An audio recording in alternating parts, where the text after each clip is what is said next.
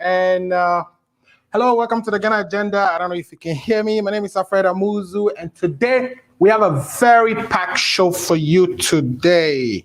I would be talking to my regular panelists, and we are discussing Development Bank Ghana, and we are also looking at the insecurity in Ghana, state of insecurity in Ghana. So I'll be joined by Paul Disosu of the NDC and Emmanuel Daku of the MPP.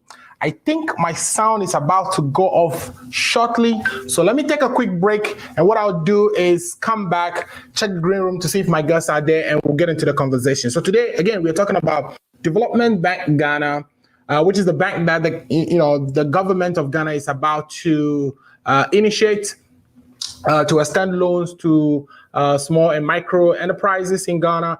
And we are talking also about insecurity, journalists under attack. And the government seems to be covering for those journalists, for those security personnel who are abusing our journalists. We'll be right back to address the vast matters. Please stay tuned if you haven't already done so. Share the link, tell a friend to tell a friend. The Ghana Agenda is live on this May 22nd, 2021. We will be right back. Are you 65 years or older? Good news. Illinois has expanded its Medicaid health insurance program to everyone 65 and older, regardless of your immigration status. Need help to apply? Contact United African Organization, UAO, WhatsApp, SMS, IL65 to 773-420-8976. It's true. For most people, your health insurance program increases as you grow older. That's why the state of Illinois has expanded its Medicaid health insurance program to everyone 65 and older, regardless of your immigration status. Need help to apply? Contact United African Organization, UAO, WhatsApp, SMS, IL65 to 773-420-8976. If you are 65 years and older, there's one thing we can all agree on. Your health and well-being is important. Whether you are a recent green card holder or retiree, asylee or without paper, you're now eligible for the Illinois Medicaid health insurance program. Need help to apply? Contact United African Organization, WhatsApp, SMS, IL65 to 773-420-8976. Documents needed to apply: your proof of ID, your proof of address, and your proof of income.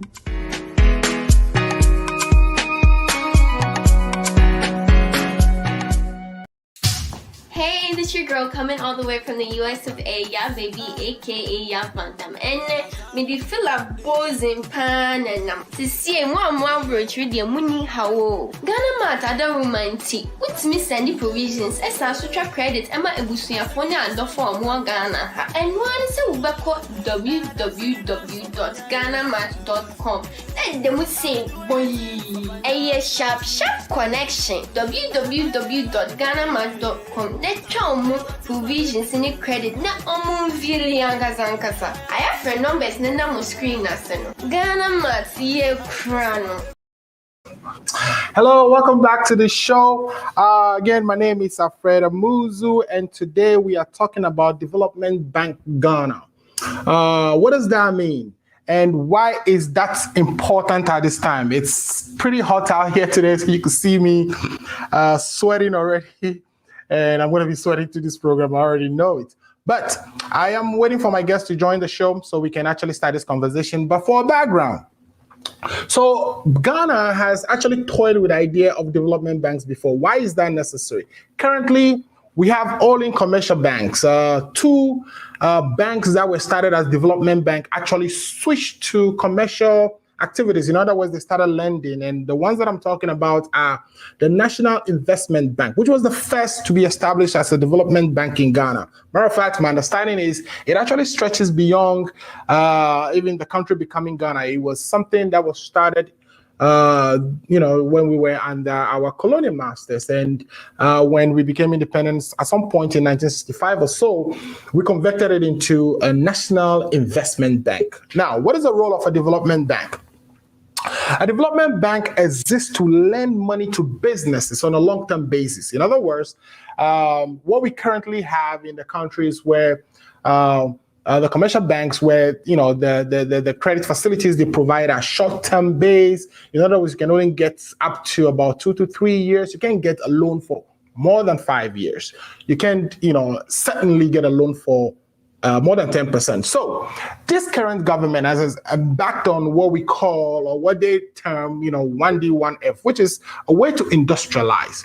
And you would think that prior to that they will have a way to implement a robust financial system to support the small businesses. But, better late than never, right? So now the idea came up, and the president, in his wisdom, has decided that it is about time that Ghana would put up a solid investment bank, or a development bank, to support especially the agro-processing industry, or the agro-business industry. Currently, lending to private sector, to businesses, has actually significantly dropped from where it was in 2018, which is about some 15%, to about 10% in 12% in 2019, and now 10%.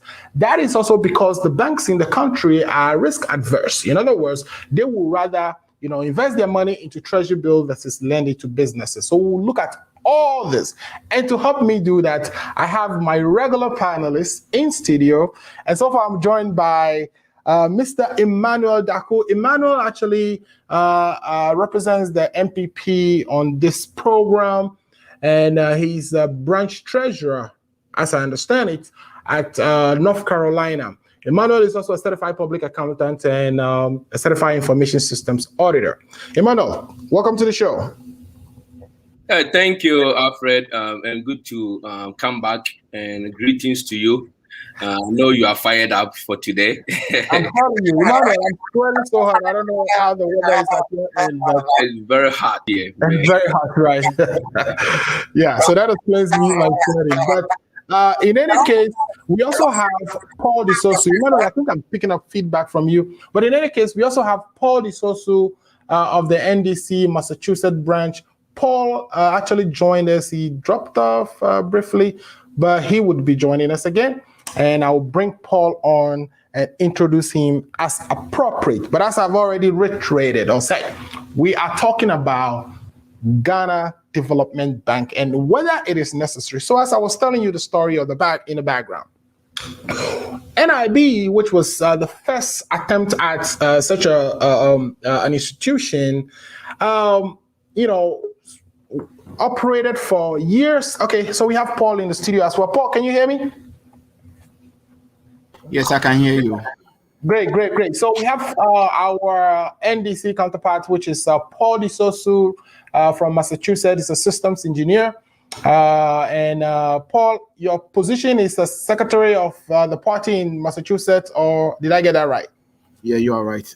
I'm right. Okay, great. So, Paul, we have you, we have Emmanuel, so we are ready to go. I have tabled the two topics that we'll be discussing today, which is the Development Bank Ghana, for which the president went to Belgium and secured, that's the term they use, secured 117 million euros to support the implementation of the bank. In fact, so far, they've also gotten $250 million from the World Bank. So far, the government has raised $500 million towards this bank. This bank is going to operate under the Development Finance Institutions Law, which was just passed in August of 2020. We discussed that law on this program the last time we addressed this topic. And we know that this bank would be lending money to commercial banks to onwards lend to SMEs. And I'm sure you would be helping me discuss all that. We have videos of the Minister of Finance discussing the merits, how this organization is going to operate, etc., etc. So, Joe, I'm going to stop talking, but do you have any preliminary comments over all the things that happened in the week? I know several things happened. We know the EC came out and gave some directives, released a statement after an IPAC meeting, making proposals for how the next election, which is the 2024 election, will be run. They're trying to shorten the voting time from currently 5 p.m. to 3 p.m. In other words, polls will now be, their proposal is that they will close, polls at 3 p.m. instead of 5 p.m. And we'll get into that if time allowed. And also, I know that the Minister of National Security came out with a presser about the actions they would take against the military personnel who've been alleged to have abused one of CDFM's journalists in person, Caleb Kuda. And also, there's a prominent member of the NDC who has resigned, and I'll be asking Paul Disosu some questions about that. So do you have any preliminary comments about any of the things that I've just discussed, or anything that happened within the week that you'd like to share with us, or just preliminary comments before we get into the program? Hey, Alfred, I can go? Sure, go ahead. Okay, greetings to our viewers too, those who are joining us in various platforms. I know this week has been a lot of fun week for Ghana, and there has been a lot of concern. But in all, I think Ghana, we are still on right path. I know, and I think you missed this one, the COVID-19, the second dose, also come into the play. But the easy one, I think the only comment I want to, I want to hear. Oh, sorry, I think we may have lost it real quick. Is that the easy one? The easy one. So if we have a part meeting and you decide not to go, and a decision has been made, how do you want to disagree with the decision whilst you were not there to express your own opinion? Right. And I know for me, the EC in its own wisdom felt like 3 p.m. is convenient because of the layers of going to the constituency from the polling station collation, constituency collation, regional collation, and national collation, which is a very, very time consuming. And, and I know in 2020, I was in Ghana during the election, and I saw it. The timeline, like the only challenge will be maybe some remote areas. The early start, maybe we don't get the time to start. That one is a challenge. To start it on time is a challenge in some areas. But to get it close, get to the right places on time for. Yes, and because of the logistic reasons, and the areas also are very, very remote. Some of them they have to take a boat. Some of them they have to take a bike. The roads networks too very bad. But the early start, but you realize that people don't show up in the polls. Some people come early, and then it comes at the end. I was at the time we were doing observation. We were going around. We were in a voter region. I was in Whole West, Chito. The areas that we were going, you realize that around 12 o'clock, nobody was even at the police station. Basically, it was one or two people, and they were just sitting there. And then then you look at the time of utilization and resources, you can put data together and realize that, okay, we have to find ways, because that normally is a public holiday some way, somehow, or is a day of not working and people have traveled. So it's best to push people, get in early, get it out so that we can count and everybody can be able to watch at that daytime. Especially the timeline too is very key, because you don't want to go through the day. At the night, that's when the problem comes. The atrocities normally occur. For in my own wisdom, DC stand in the position to do the best for Ghanaians. And I know people, my people are saying that it's disenfranchised. How is it disenfranchised when you are giving people the opportunity to vote, and at least you are giving them a timeline to vote on it?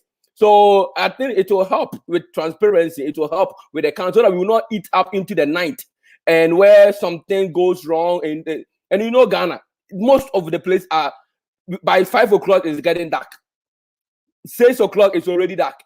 So I think after you are on meet, I think you see it's on right path, but I would have hoped that NDC was in that meeting to voice out their concern. All right, we have an NDC rep here, so he's going to tell us why they are not there. Before we go on, Mr. Dr. Edward Ofori is watching us live on YouTube. We also have a comment here from Gideon Sule, who says, "Hey, Akufo-Addo, what of the banks that you collapsed Where are the money? In other words, all the banks people are, where is the money? So, hey, thanks for that comment, Mr. Gideon. Now, Paul, what I've asked, Emma to do is just kind of give us preliminary comments on some of the things we observed over the week. And some of which are the fact that we know Stephen Tuguba, who's of the NDC, actually retired or resigned from the party. Which chances are we may have Steve on the show next week. God willing, he's working with us to join the show. Also, things like the security issues, which we'll be going into details. But also, we know that the electoral commissioner, met with IPAC, and at the end of that meeting, a communique was released with proposals and some of the achievements. The NDC was not present, obviously, and some of the proposals is that the plan is for the 2024 election that the polls would be closed at 3 p.m. instead of the regular 5 p.m. which you currently go through. What are your preliminary comments on these issues before we get into the meat of our discussions today? Well, thank you very much, Mr. Amuzu, and then I just want to say hello to my friend Emmanuel. It's unfortunate that Emmanuel. Before I start, for FYI, I took the second shot this afternoon, and I'm not feeling too good. Very well. Okay. Asked Dr. Lawrence. Dr. Lawrence will be joining us very soon, and I'll drop off as soon as he joins. Okay, great. Yeah. But I would stay on until he joins, then I'll drop off. Okay. My preliminary comments. Look, in the first place, let me deal with the issue with Emmanuel, the comment Emmanuel passed about the NDC not being at IPAC, and it's an issue that we should not stand out and talk, and that closing poll at 3 o'clock is normal and all the stuff. This is the hypocrisy of the MPP I keep on talking about. Right. Let's understand things clear. If Emmanuel was in Ghana and he went round and at 12 o'clock, people have finished voting. We have 38,000 polling stations in Ghana. I expect the Electoral Commission, as super incompetent as they are, at least, if they want to come out to put those statements out, they should back it with data. Right. They should have come out and tell us that out of the 38,000 police stations we have in Ghana, 16,000 of them finished voting before 4 o'clock. Okay. 13,000 of them finished voting before 12 o'clock. This amount of them finished voting before So therefore, based upon the data that we have, we are proposing to close at 3. Right. And even that is not enough. You cannot even base your assertion on just one election you conducted to come to the conclusion that you want to close polls at 3 o'clock.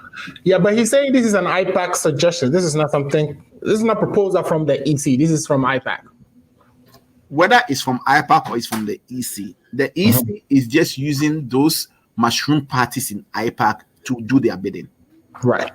And I am saying over here that we should be intellectuals this afternoon. Let's speak on facts. Right. Emmanuel, yourself, myself, and all the people listening to us know that before you can drill down to come out to make a conclusive determination, you need to back it with data. Okay. The question I am asking this afternoon, which Emmanuel is supporting, whether it's the IPAC or the EC that Emmanuel is supporting, what are the data supporting the suggestion that they can bring polls to 3 o'clock, and they think if they bring it 3 o'clock, between 3 and 5, people don't vote. There are a lot of people who are not voting. Most of the police stations are empty. There's no such data. So for me, let's ignore this propaganda that they are trying to play. I want you to set the record straight that it's another avenue for the MPP to use to rig the next coming election. Right. And the plan that they want to do is they want to push this through using those mushrooms parties over there who they pay them to come and sit there to vote on everything that they think they want to do to rig the election. Okay. I can bet you that if the NDC allow this thing to happen, Alfred, there are some constituencies in the Volta region just this past election. Materials got there as late as 10 a.m. in the morning. Okay. So why did the material get there at 10 a.m.? They will tell you because of logistic purposes. The EC itself has not been able to resolve its logistical problems when it comes to distributions of what? Electoral materials. Okay. Not all, apart from the voter, there are other regions in the affluent places that electoral materials get there after even 12 in the PM.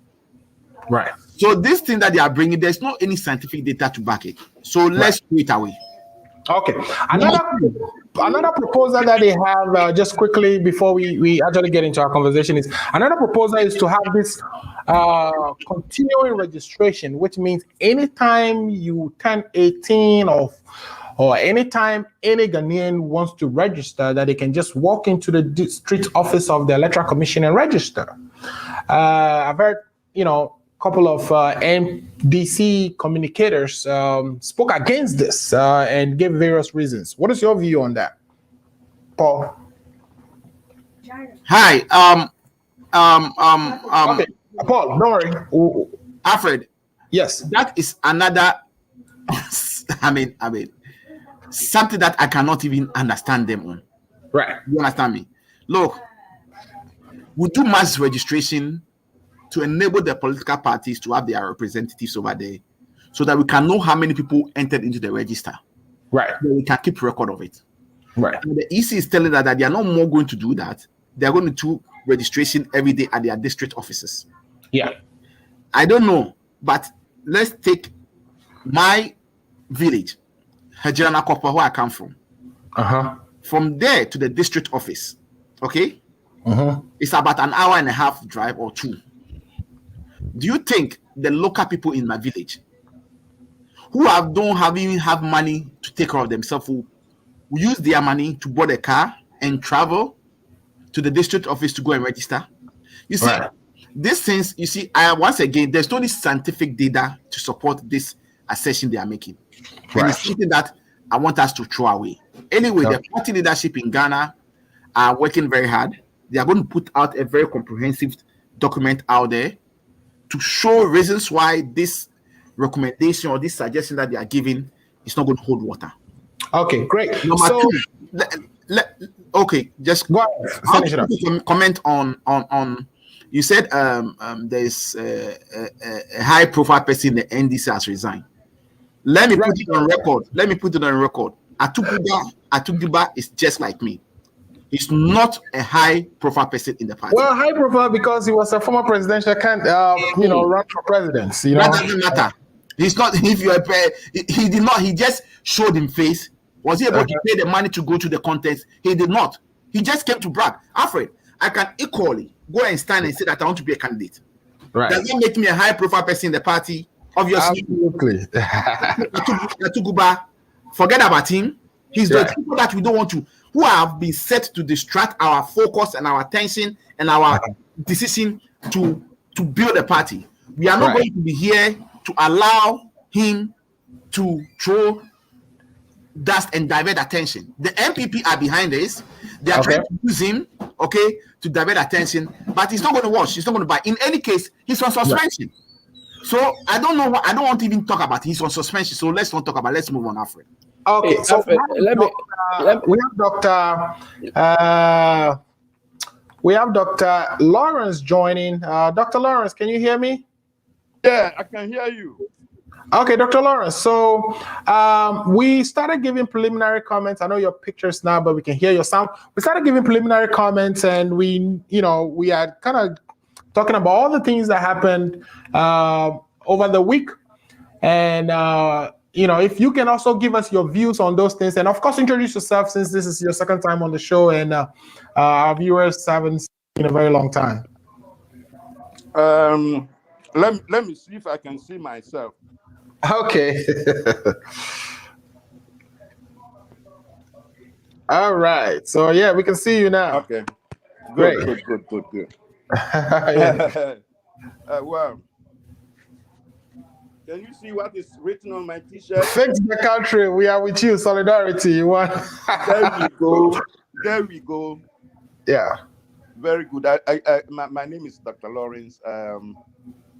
I am the founder of Friends of John Dramani Mahama North America. Okay. I am the founder of the Diaspora Progressive Movement in the United States. Yep. I'm a former financial secretary of NDC USA. Okay. I am currently a member of the NDC USA communication team. And I am also a writer and an agent of progress. Right. So, having said that, I just want to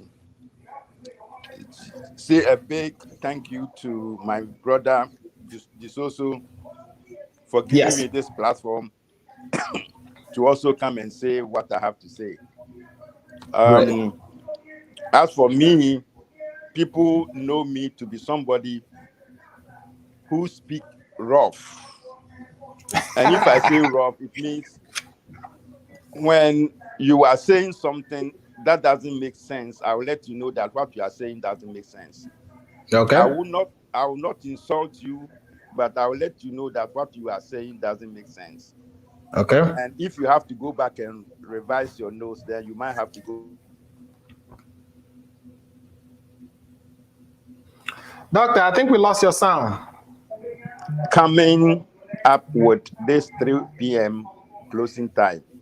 Right. You see, I was thinking that the Electoral Commission and those who went and sat at that IPAC meeting and came up with that suggestion, I was thinking that if they were people that really meant good for the country, before they came up with that 3 p.m. closure of the polling stations, they should have even told us that they are pushing for a national holiday on that day. Right. You understand what I'm saying? Yeah, but some say, the national holidays wouldn't affect people in the formal sector, that people who go to the farms, the market women, national holiday doesn't affect them. They still have to vote. That is true. But if they had come up with that, people would have taken them serious. Right. People would have seen that at least they think about the people of Ghana. And people would have known that they didn't just come up with a 3 p.m. time, but at least they went further to ask for a holiday for people to be able to vote on time. Right. Like my friend, my brother Disoso said, what was even the data that they used to determine the 3 p.m. time? Okay. Do we, my friend Alfred, do we vote? Listen to this question very carefully. Right. Do we vote because we want to count the votes on time, or we vote so that we have a majority representation to speak on an issue? We definitely vote because we want. And even if you look at one of the achievements they've listed that 79% of registered voters actually voted, and that was something they were proud of. Which means the goal is to have majority of the registered voters actually turning up to vote. Exactly. That should be the focus of the Electoral Commission. Right. That should be the focus of the Electoral Commission if they are not intending to rig the election for the MPP in 2024. That should be their focus. Right. Their focus is that they will have to be very inclusive to ensure that majority of Ghanaians vote to get people who would represent them in parliament and and get somebody who will be their president. Right. But you close at 3 o'clock, and out of 10 million people who are supposed to vote, 3 million people vote, 2 million people vote, and because you've closed it, you say that is it. Right. Listen, in 2020, I was in Ghana to help with the elections, and my role was to pick people from one constituency to the other. And there were about 5 people that I moved them to a place they call they call overseas. It's very far. Now, when I sent them to the overseas and they voted, when I came back, it was 3:30. And I have to take a second batch of people to the same place to vote. Okay. Do you see? So Right. assuming voting ended at 3 o'clock in 2020, do you see the number of people that were going to be left out not voting? Because Yeah, I mean, by the time you go couldn't- for the first round and come back, it'll be time for the polls to close. So it'll be difficult. you see why Ghana, we don't have thinkers in Ghana anymore. We don't have thinkers in Ghana anymore. You see, this MPP government and this electoral commission, they are just running the country one day at a time, hoping that there will not be any volcano until January 2025. Right. Okay. So they'll just hand over the reins of government to the next NDC government, and then they leave. Right. So those are just preliminary comments. Yeah, those are just preliminary comments, and definitely grateful for all the opinions you have to share. I know Emmanuel will disagree on some of the points you shared, but let me read a few. I don't know why he should disagree. I just don't know why he should disagree. Mr. Lawrence, I agree. If he really thinks If he really thinks about Ghana and if he really thinks about Ghanaians, he should not disagree with what I've said. Right. Dr. Lawrence. Before you come in and answer that, let me read a few of the comments that we've gotten so far. Trend Africa says, please share, and Ghana first, fix the country, we are tired. So that is from Trend Africa to everybody listening to us. If you're a government official especially, they are saying, fix the country, we are tired. Then I have Emmanuel Bayer. Emmanuel Bayer says, Ima should tell us his views on Galamsey excavator burning. Is it the best or not? So we'll talk about Galamsey, and I have a video from the Minister of Defense that I'll be playing, and we'll discuss that. So Emmanuel, hold off answering that question till when we discuss Galamsey. And then I think he came back again and said, Ima and Paul should let us know their views on Galamsey and excavator burning. So the same thing he said. And I think I have Kobina Bibini here says, share, which means share the links. Please share the links so that others can also benefit from the program. Also, Mr. Ato Kominada, so one of our strong supporters is always watching the show and contributing as usual. Ato, we are grateful for you supporting us week after week. And Ato is saying we have problem with coalition and not the duration of polls. The EC must find innovative ways to collate results than closing the polls at 3 p.m. The other proposals make sense to me. Okay, so he's saying, yes, that's, of course, the problem we have is with coalition. Because if you realize the last election, there wasn't any chaos during voting itself. Everything went peacefully. But when it was time to collate, that is when we saw all the issues, the fightings, and some shootings. And I think 8 people lost their life as a result. So he's saying that there should be innovative ways to deal with this. Maybe introduce some technologies that would assist with the coalition. But closing at 3 p.m. is something even he is against. The next one again is from him again. He says, for the NDC, it is unwise to boycott, but I know they are they'd run to IPAC close to election because all the recommendations agreed upon will be binding if they attend or stay away and talk. Early days, yes. So basically he's saying, the NDC is going to go back and, of course, participate in IPAC. That it is just because of early days. We are not yet close to election, and that may be the reason. But I believe Dr. Lawrence will have good reasons for why the NDC, and he's already stated some, and he's going to add to that. So, Emmanuel, you were going to say something, but I want you to hold off the Galamsey, burning of the excavators, and we'll talk about that when we get. But do you want to respond to anything Dr. Lawrence said so far? I can say greetings to Dr. Lawrence. I think my first time meeting you on the show. All right. There's two things that pop up I just want to respond to. And I know Paul accused MPP being behind the exit of one of their members out, and that's false. We are not involved in NDC activities. So that's that to them. But the continuous registration also, I want to comment on it. The continual registration, Alfred, we have resources. You see, this is more. It's more common sense. We have a district electoral commission sitting there in the office for 4 years. What is their use of? We are paying these people for sitting in the office. We need to find something for them to do. If someone can get to the office and can be able to register, like people in the diaspora, when we travel to Ghana, this is the best opportunity for us to go and get our voter ID. We don't have to go in when there's a mass registration. Even those in the diaspora, we should be happy about this continuous registration exercise, where whenever I go to Ghana, I can go to the district office and get my registration done. I don't have to wait till a time set for me to go and do that. Paul, Alfred, I can't hear you.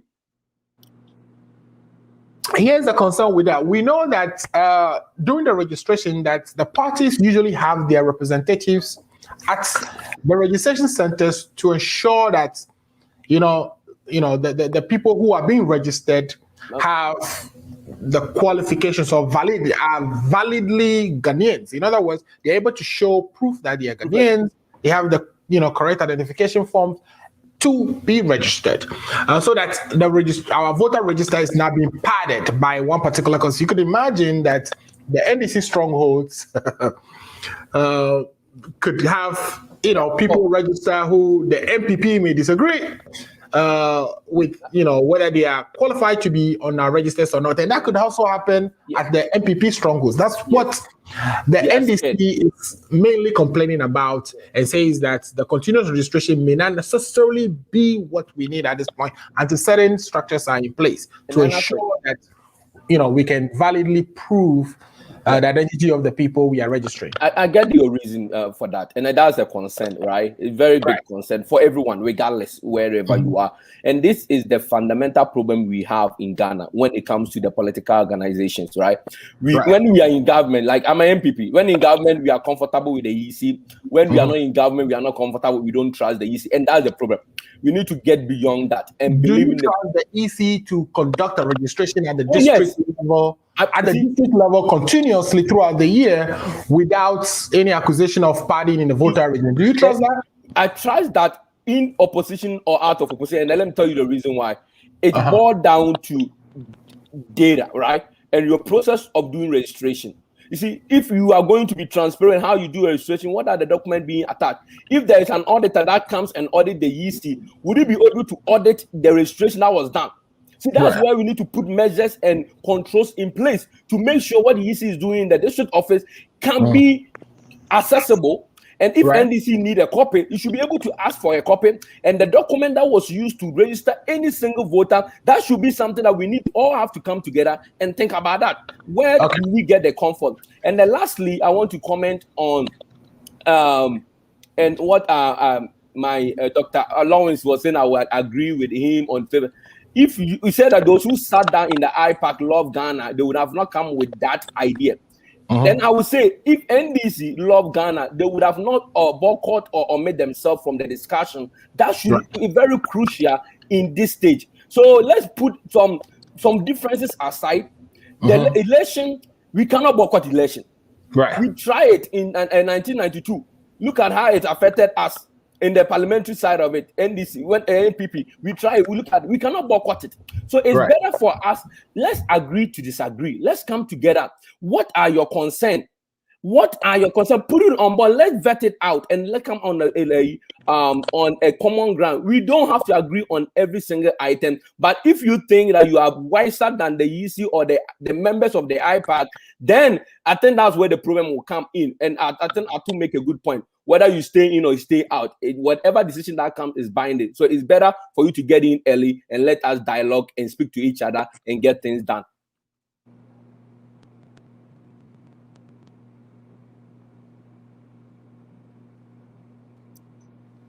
I think you are on mute. I always do that so that when I'm saying something against you, you wouldn't hear it. But yeah, so on that note, let's transition to our topic for the day, which is, of course, we know the president went on a 9-day visit to Europe, stopped by France.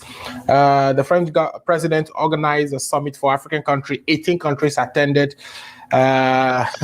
He's actually offering a new deal to Africa. In other words, just like we had the structural adjustments before from the World Bank, and somehow he alone, or the French, who of course have more debt to GDP than we do, are going to help the whole of Africa develop. So, okay, the president went there, and they're stopped in other countries like Belgium on the way.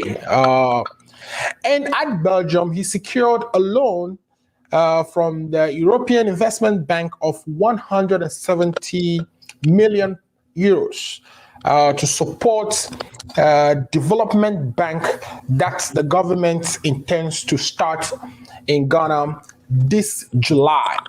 My understanding is the bank will come online this July. The goal of this bank would be to be the source of credit or extend credit to small and medium enterprises in Ghana, especially in the high growth sectors like agribusiness, manufacturing, and construction. Now, we've done this in Ghana before. We've had NIB as our first development bank. We had a spin-off out of NIB, which is the Agri Development Bank. Also, starting operation and concentrating on the agriculture sector. But all these attempts sort of morphed into commercial activity after a while, or they converted into a commercial activity after a while, which means we've tried this in Ghana before and it did not work. How is this going to work this time? And why don't we go back to, so some of the questions we are hearing is, why don't we go back to what we started with NIB and Agri Development Bank and restructure them, refocus them to concentrate on the developmental mandate under which they were formed and have them actually operate under the new Development Financial Institutions Law, which we passed in August 2020. Why don't we do that? Why are we starting afresh?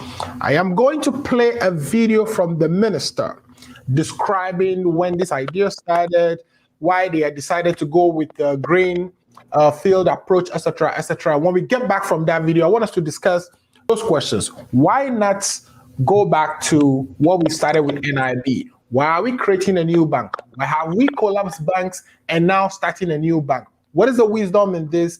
And is this just job for the boys? Or is this just another scheme to siphon a lot of money out of the system before the MPP goes out of power?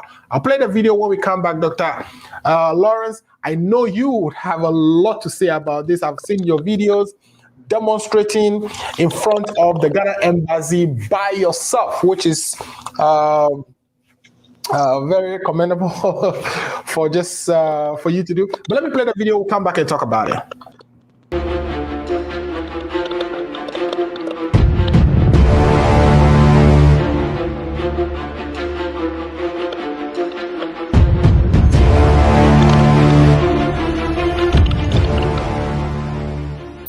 Work on DBG started in 2018 with a task force of industry experts established by government to recommend the best approach to establish a modern and dynamic development bank.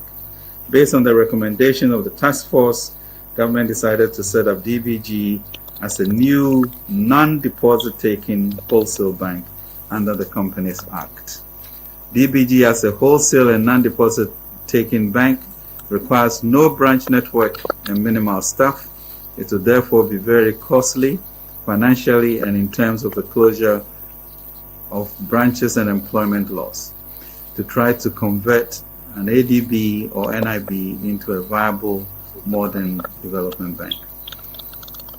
The advantage we foresee of a greenfield approach is that one gets to start from a clean slate with no legacy financial governance and other issues. This allows us to focus on the future and move straight into setting up DBG equipped with modern and sound design principles. The Greenfield approach also has the potential to attract more private and international institutional capital, as we have witnessed with EIB's €170 million facility. It also government's plans to attract other shareholders, both domestic and international, so as to increase DBG's capital base and also reduce the government share over time.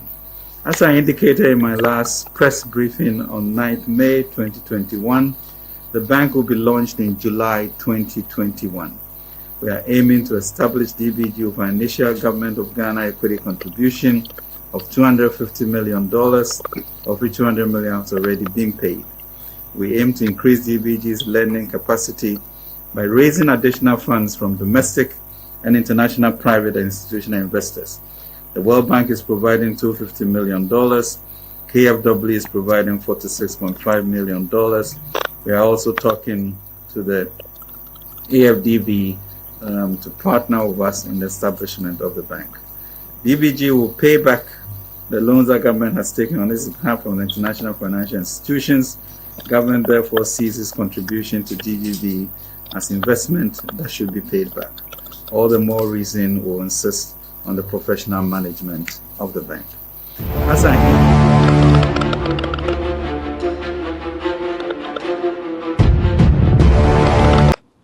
All right, let's go with Dr. Lawrence first. Doctor, you've heard the minister give reasons why they would adopt this greenfield approach. In other words, start from afresh, right? And rather than bringing on board, or rather than converting NIB or ADB into, this new development bank that they want to start, they wanted a new approach, a new greenfield approach, which is start afresh from the scratch, so that they don't come with these legacy governance issues or debt issues, or having to fire all the people as a result of closing the commercial locations that this ADB and NIB has. Because the new development bank that the country is about to start, or the government wants to start, wouldn't have branches all over the place. It wouldn't be a commercial lending bank. It would just be a bank that deals with other banks. So what do you think about all this, and even the need for development bank at this point in our history? Yeah, Alfred, you said this is job for the boys. Actually, if you can speak a little louder, I think your voice is lower. Okay. Am I better now? Yeah, a little better. Okay. Go ahead. I mean, this is not actually job for the boys. Okay. It is rather money for the boys. Okay. Now, Why do you say so? Now, how many people are in Ghana now? What is our population? About 31 million. 31 million. So if this 170 euros, we should give every Ghanaian 2 million euros to start something, to start a capital. Uh-huh. How many millionaires would come to Ghana? Maybe after 5 years. How many millionaires? You tell me. Because if we should share, if we should give 2 million euros to every Ghanaian, that would amount to about 62 million euros. What are you giving? You are giving 2 million cedis or 2 million euros. Is that what you're saying? No, the money they are borrowing now is 170 million. Yes.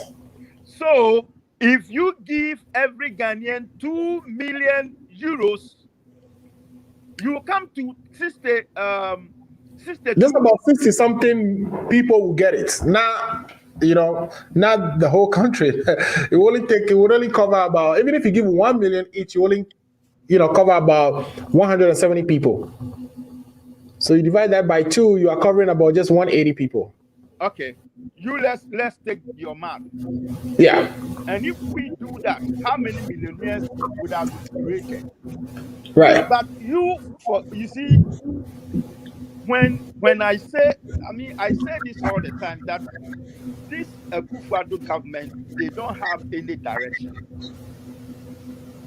They don't have any plan. Right. They don't have any foresight. They, like I said, they are just running the country one day at a time and hoping that there will not be any volcano, so they will just pack and leave the plaster house in January 2025. That is Right. what they are doing. I mean, come to think about it. Mm-hmm. 4 years ago, we have these banks that were operating. Now, Baumia in opposition told Ghanaians that about 8 of the banks will collapse. That was when they were in opposition. But also, if you recall, the asset quality review that showed us the bank had problems started in 2015. Yes, Back in 2015, that is what we I'm. knew That that is what the I'm banks coming were in on. trouble. Massa, when that report came out and Baumia was in opposition, and now Baumia took over the reins of government in 2017 and became the vice president and the head of the economic team. Are you telling me that if Baumia had brains, he wouldn't have solved that problem? He would have to let the banks go and then go and borrow 170 euros to come and build just one bank? I mean, are you telling me that if there are thinkers in this administration, they will kill hundreds of banks with 22 or 24 million cedis just when they needed about 9 million cedis or billion? I don't know which one is which. I mean, do you think if there are thinkers in this government, they would kill all these banks with money that was almost twice to survive these banks?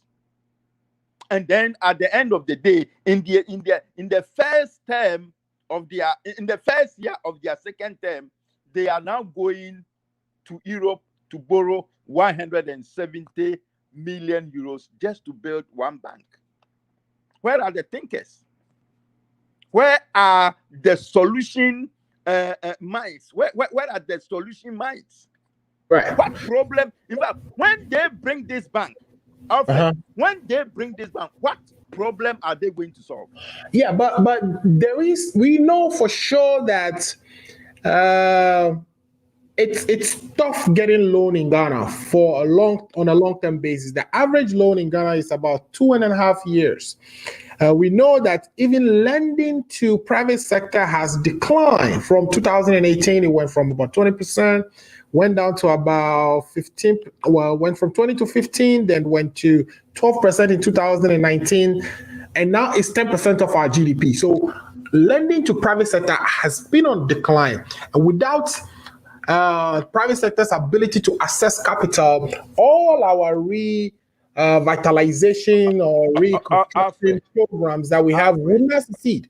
So, do you not see the need for a bank in between, the commercial banks that would either guarantee credits for the commercial banks or lend money to the commercial banks for onward lending to these small and medium enterprises like the 1D and 1F that the president has embarked on? Alfred, Yeah. all these lending things that you are talking that has declined, is it me who caused it? I mean, who has been in government for the past 4 years? Right. Is it me? Is it me who caused it? And is it not the policies they put in place that has caused all these problems we are discussing now? Right. And what is the guarantee that the finance minister talking all this English, when they are giving that money, they are going to use it exactly as they are talking about? Right. Don't we know about the cathedral? What has happened to the cathedral? Right. What good things didn't this same finance minister say about the building of the cathedral? What did he say?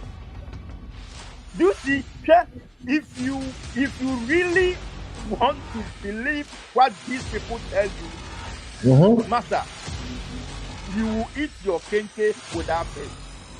Right. Like ABA Husseini said, if an MPP president and MPP vice president tells you to look, gives you look at the time before you respond, Right. because he will be greeting you at the wrong time. But apart from that, are these not the same people who told us that borrowing was a lazy man's approach to government? Are these not the same people? And are these not same people who told us Ghana beyond aid? So what has happened to them? But this is not aid, right? This is loan that we would have to repay No, back, and the interest rate is very low, Ghana beyond about aid. 0. Yeah. Ghana beyond aid is Ghana without loans. Okay. That is the meaning of it. Ghana without any foreign assistance. Right. And they told us, these people who are now happy that they are borrowing, told us when they were in opposition that borrowing was a lazy man's way of government. Right. And have they not borrowed over 170 billion Ghana cedis already? Is our ratio of GDP to the debt not over 76% already? Yeah. Is Ghana not already officially in HIPIC? Is Ghana not official? Because they told us, these people who are going about encouraging themselves that they are borrowed, when the GDP to the debt ratio was 69.9%, they told us Ghana was in HIPIC. Right. And now the ratio to the GDP to the debt is 76%, and they are happy. They are not talking about HIPIC anymore. But they also So tell you that that's the new normal, right? Across the world, we have this what we call the zombie fight theory, where around the world, because of COVID, most countries have gone above and beyond what their GDP debt to GDP ratios were. For instance, in the US, we've crossed the 100% threshold and went into something like 103, going to 105 now. Even France is heavily indebted compared to Ghana. We are not anywhere close to France's GDP debt to GDP ratio. So this is the new normal. So it's not the normal times where we would want to say GDP, but I hear your point. Even pre-COVID, we were carrying a huge debt balance on our books, and so we couldn't even use COVID for an excuse. Is that what you're saying? But correct. Again, let's also recognize that we are in a new normal. Now, Alfred, Right. are these not the same people who are priding themselves that Nana Akufo-Addo is the best president in Africa for fighting COVID-19? Yeah. So what did COVID-19 do to our economy? If the president has dealt with it so well, what should be the effect of COVID-19 on the economy? Right. I mean, come to think about it. Right. The thing has come.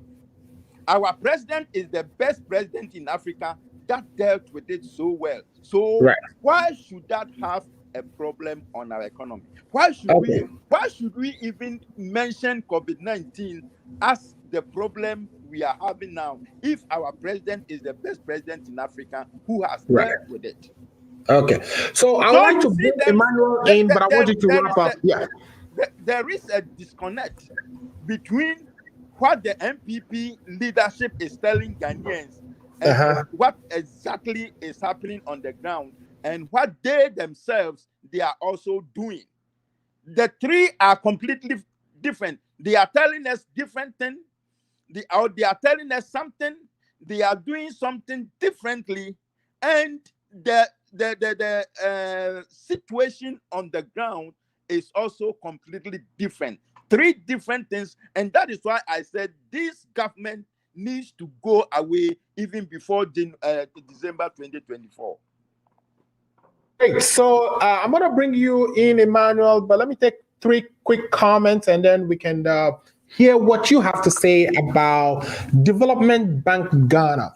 So Dr. Fori is saying, Doctor, your math may be off, but that was basically him saying if your comment about if we distribute $1 million to each Ghanaian, how many millionaires would we have? So thanks for that comment, Dr.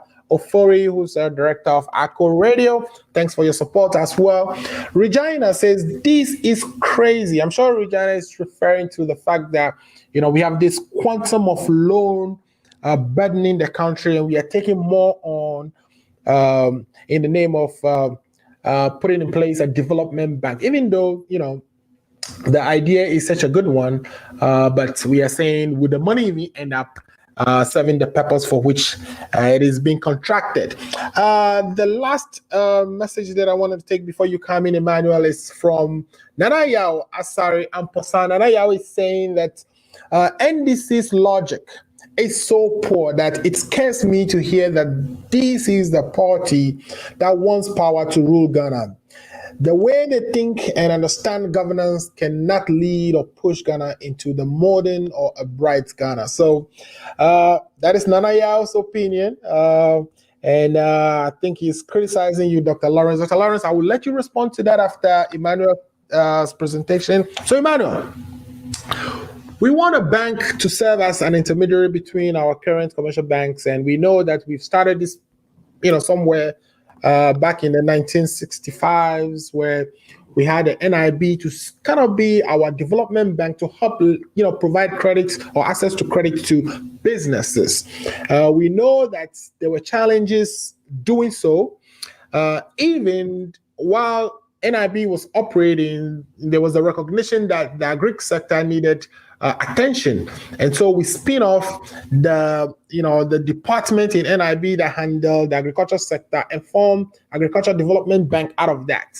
The two organizations, did not succeed in what they were set to do, which is provide credit on a long-term basis to businesses, and therefore started lending and taking deposits, which is not what they were set to do.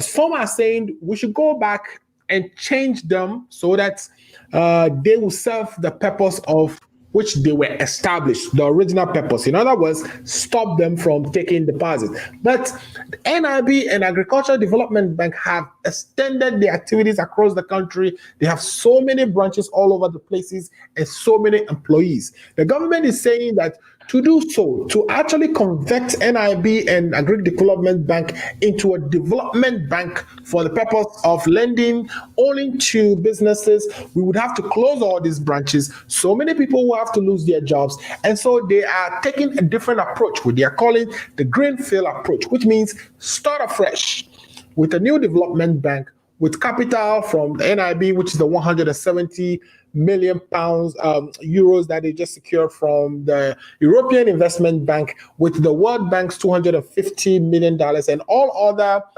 arrangements that they have for raising additional funds that the Minister of Finance have enumerated. What are your views on this? Do we really need a new bank? Why did we collapse all these banks to actually now want to set up another bank? Now, we already have Consolidated Bank, which is also, an outfit of the bank, the government. Why can't we just get a branch in that bank to do the development aspect? Do we need to set up a whole new bank? Think about the cost of setting this thing up. It's actually going to cost the country several millions for all the consultants that would be hired for developing the prudential regulations for this bank to actually take effect. Think about all that cost. Is this just some money for the boys? Is this just another fund mechanism to find money to run the next campaign? We've known the NPP to be very crafty when it comes to finding ways to siphon money out of the system. So is this one of those, or this is reality? I want to hear what you have to say. Alfred, thank you for that. And I want a disclaimer, right? I need a disclaimer on this one. I work in a bank in the United States, so my opinion does not reflect the bank I work for, which are more involved on the finance and the accounting piece of that bank. So my opinion on this bank it does not reflect my employer's opinion. So I want to make that one on record because I don't know where this video will end up to. Probably. Absolutely. So this one is purely my assessment on this, and since I've been exposed in the financial sector. Alfred, is why now? See, we cannot wait and say, okay, one mistake will cause us not to do anything. Right. And you point out there is a need for a longer term of credit facility that we need to give it to this company. And then we, as a government, we were in the roadmap. We promised Ghanaians that we want to go to the industrialized piece of it. We want to build ourselves. So the Ghana Beyond Aid that Dr. Lawrence pointed out, we want to be more sufficient where we will be able to manage our own resources. We'll be able to produce and not be exporting the raw material, but keep it, add value to it, and sell it within, and also send it out there. And that's where we are starting from. This new bank, and I know NIB, ADB, which when I was going, I saw those. See, the focus change. Okay, they were meant for it. They were able to deliver, but they couldn't deliver at the longer space that we were expecting them. They couldn't, and then it's because of the objective of that bank. When you become we were not generating revenue to sustain yourself only on the commercial, the wholesale side of it, or only the commercial side of it. So you have to go into the retail. And I remember when NIB came. Let me ask you, if NIB wasn't able to generate revenues in the wholesale sort of banking sector, and if ADB was not able to do that, what is the guarantee that the new bank we are about to establish will succeed at that? If we've had examples of failure, let's look at this. Let's look at the timeline, okay? The timeline NIB and ADB came into the scene. Ghana, the retail banking was not that strong. How many people had access to have a bank account? As of those days, there was very less. So there was more opportunity for those banks to go to the retail banking space because most people were not even having a bank account. Even debit card, how many ATM can we say we have in Ghana at that time? It was very less. So you have to also exploit that opportunity those days to get into the retail and the commercial and get things moving, because you cannot let a bank be limited into the wholesale, which at that time we were not into that industrialization aspect of it. So it was less revenue generation, even to break even in the balance sheet. It was very hard. So that's why they have to broaden their scope. This time, our financial, and Mr. Lawrence make a point that we killed banks to create banks. No, you see, the banking sector are so proud of the cleanup, though it costs money. Everything has to cost something. It costs us money to clean up. It's not just to kill banks. It make our ecosystem, the financial ecosystem, was strengthened by that. And I'm telling you, we save depositors money.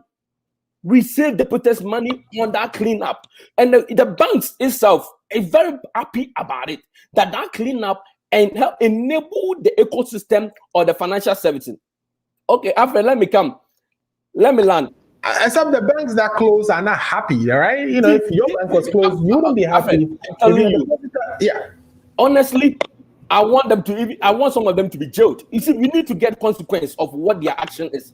See, some of them were so rotten to the level that they got. See, that's where, for me, that's where my passion and it hurt me so much that as of today, who is at jail, and we can be proud that this person went to jail because of financial loss. And what do you think for that? See, you have a people in Bank of Ghana supervising all these banks, which the director of supervision is, though I know the cases are in court and the litigation can take longer.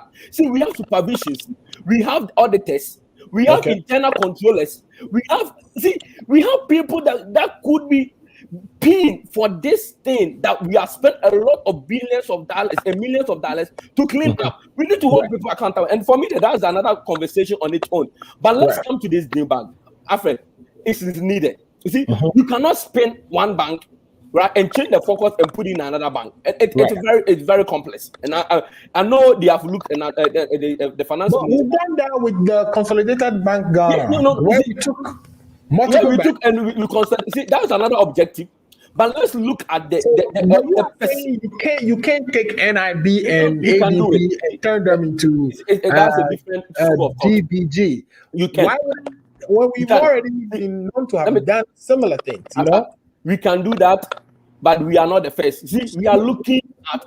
And now before this show, I was looking into Singapore. Look at Singapore. Right. Singapore have the same model.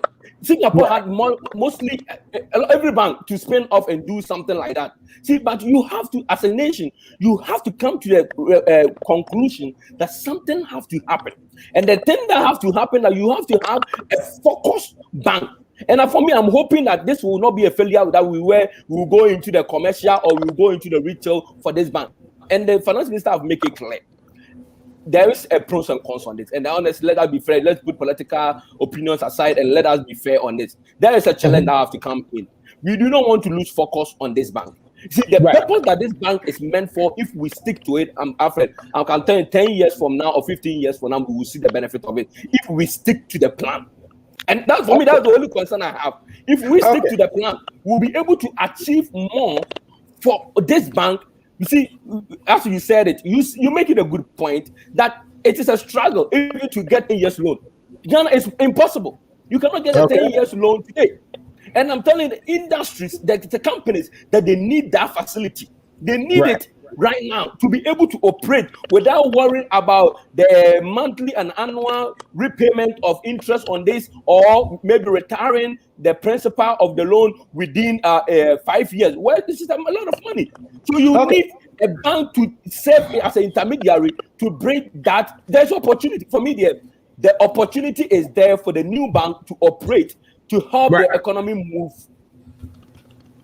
Okay, so yeah, of course, there's opportunity for the new bank to operate, help the economy move. Let me take a few comments, and then I'll do a second round of this where I would have Dr. Lawrence respond to the things you said, and you respond back to Dr. Lawrence, and then we can transition to talking about the state of insecurity in Ghana. So let's look at the comments we got from Lifetime Legacy. Lifetime Legacy, it's one of our greatest supporters as well. Always watching us every week. Lifetime Legacy, thanks for watching. Thanks for being part of the Ghana Agenda. We appreciate all your contribution. Please share our link if you haven't already done so that other people can also join and contribute to the show. Lifetime Legacy says, clueless, visionless, purposeless Nana Addo. He destroyed Ghanaian banks and wants bank in Ghana.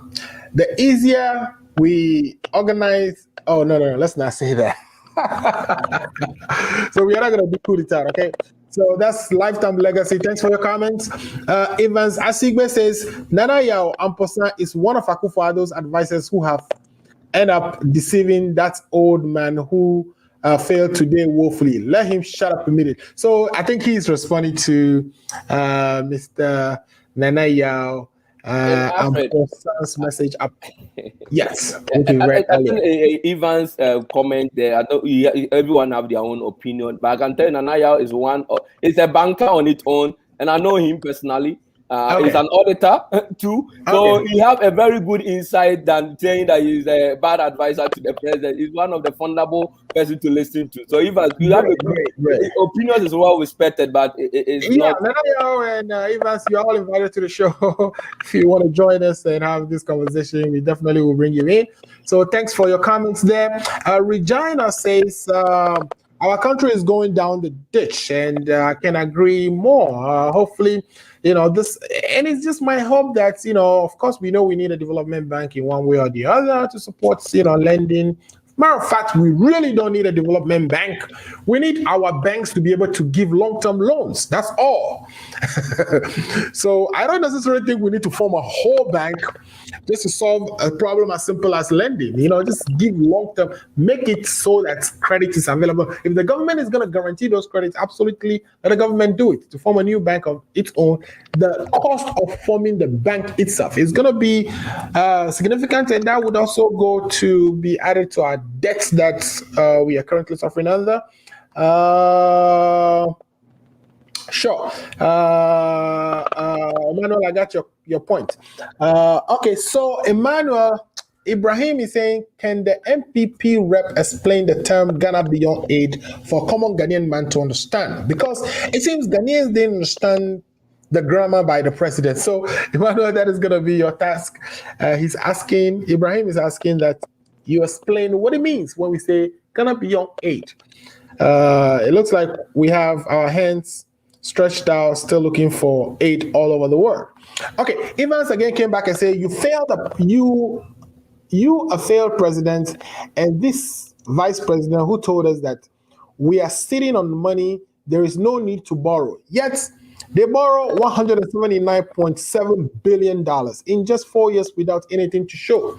And that has been the issue that we've all been crying about. I know Dr. Lawrence has been a single person demonstrator in front of the Ghana embassy here in Washington, D.C., highlighting all the debt that has been accumulated under this government and the fact that they didn't have nothing to show for it. And Dr. Lawrence is here on the show with us, and I'm sure he has a lot to say when it comes to that. So Dr. Lawrence will give you that opportunity to respond to what Evans is saying there. Regina says, one more serious note. On a serious note, when you calculate the rented aircraft, hotel, and their upkeep, the loan is all gone even before they will come back to Ghana. So exactly. So my understanding is when the president, travels, that it costs about how much? Is it $29,000 a day or something like that? I'm not, quite right on that figure, but it is supposed to be very huge. I don't know to what extent this summit in France was actually going to provide any benefit for us, because France is asking for the IMF to increase the SDR allocation to various countries, and Africa is supposed, so they're about to increase that up to about what? 650 billion or so is what they're asking for the SDA draws to be increased to, and Africa is only going to get 33 billion out of that. The largest part of that SBA draw allocation will be going to the developed countries. So I don't know to which extent this trip is actually going to benefit we in the developing countries, and I'm sure that is why out of all the 54 countries in Africa, only 18 attended. So we need to kind of keep that in focus, and that goes to Regina's question here. Nana Addo and Baumia are clueless, visionless, purposeless. You destroy Ghanaians banks and want foreign banks. The earlier we okay, so that's lifetime legacy again. Okay, last two comments quickly, and then we'll go to Dr. Lawrence. Regina says create, loot, and share government, and I can agree more. But again, let's hope that is not the case. Let's hope this time around, the 170 million euros would go to actually develop a wholesale bank that would provide benefit for all the factories that we are seeing come through the government's 1D, 1F initiative, and even the ones that are already existing. We know VACO is currently suffering. Instead of running 3 smelters, we understand that they are only running 1 smelter, and that has a significant impact on our GDP.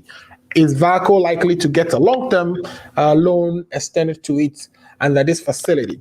We are going to look to see if that happens. So Ibrahim again says, to the NDC rep, how well can he convince us that should NDC be voted to power, that they ain't going to do same as the MPP administration is doing?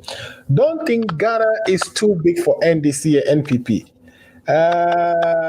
Don't he think Ghana is too big for NDC and NPP? If yes, we should stop, deceiving Ghanaians because we see them. Okay, so let's start from there, Dr. Lawrence. He is saying, wouldn't the NDC do the same thing? Because we have all the political parties say all these good things in opposition. But when they come into power, it's a different story. If you listen to Baumia in opposition, you would think once they become once the MPP government or once the MPP comes into government, that in 18 months you wouldn't recognize Ghana. Ghana would turn into this beautiful, well-developed economy. But we are yet to see any of those promises. Will the NDC now do the same thing when it comes to power? And that is to you, Dr. Lawrence. No. Can you hear me now? Yes, we can hear you. Okay. Well, the answer is no, because we've seen 8 years of NDC, and then we've seen 8 years of MPP.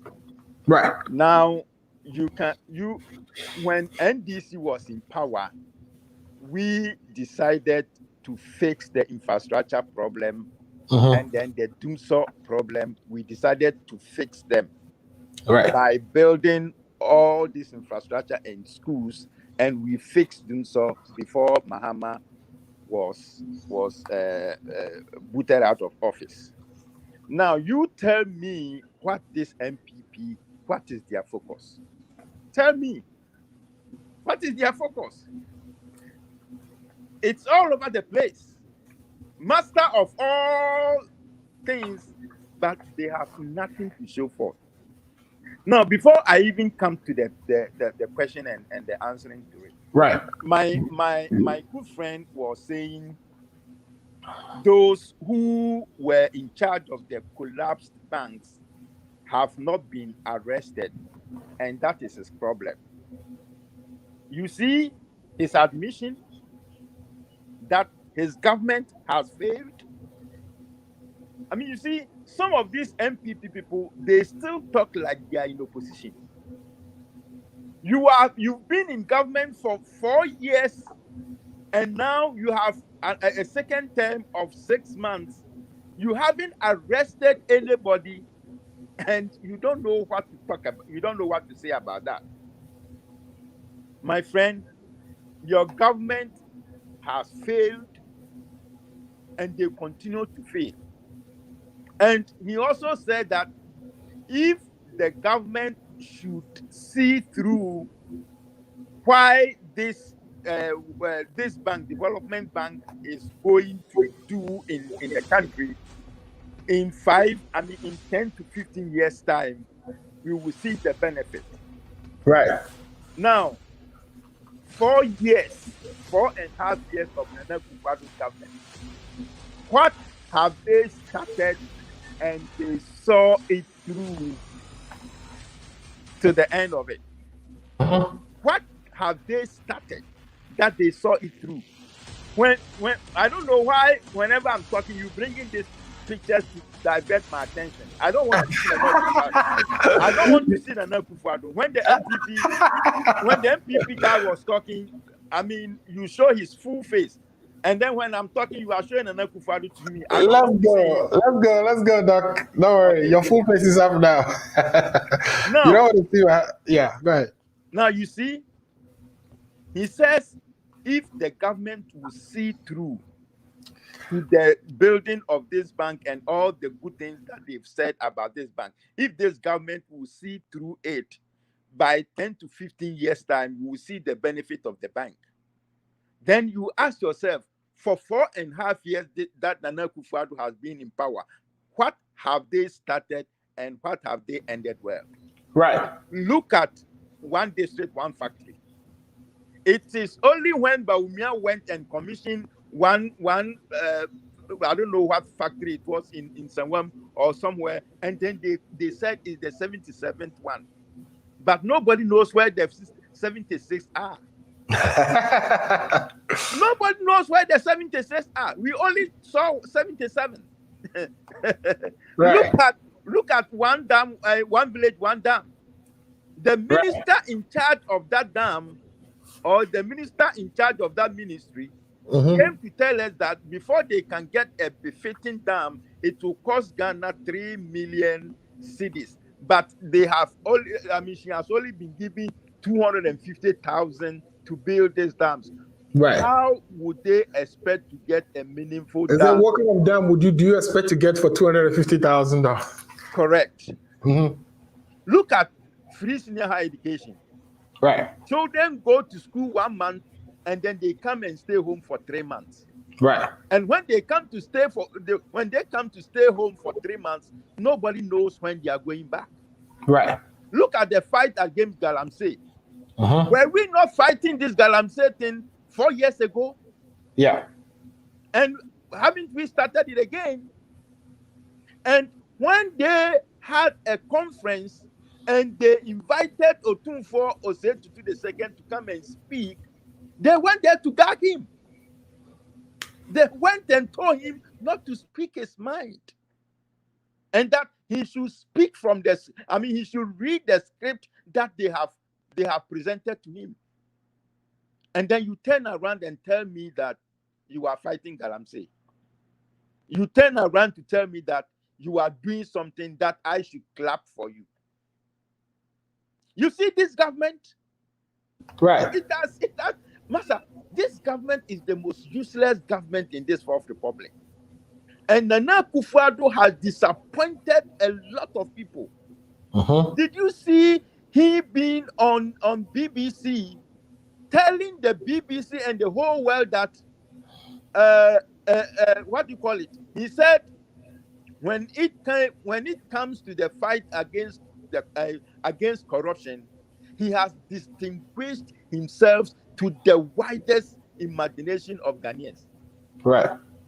That when it comes to the fight against corruption, Nana Akufo-Addo, this man that you were showing his picture that I didn't want to see, said he has fought corruption to the widest imagination of Ghanaians. Right. Can you believe that? He believes he's been successful fighting corruption, but except that all Ghanaians disagree. We don't believe that. But Master, Right. should Nana Akufo-Addo say this? Nana Akufo-Addo. Not Kufuor. Nana Akufo-Addo. Should Nana Akufo-Addo be the one telling us this?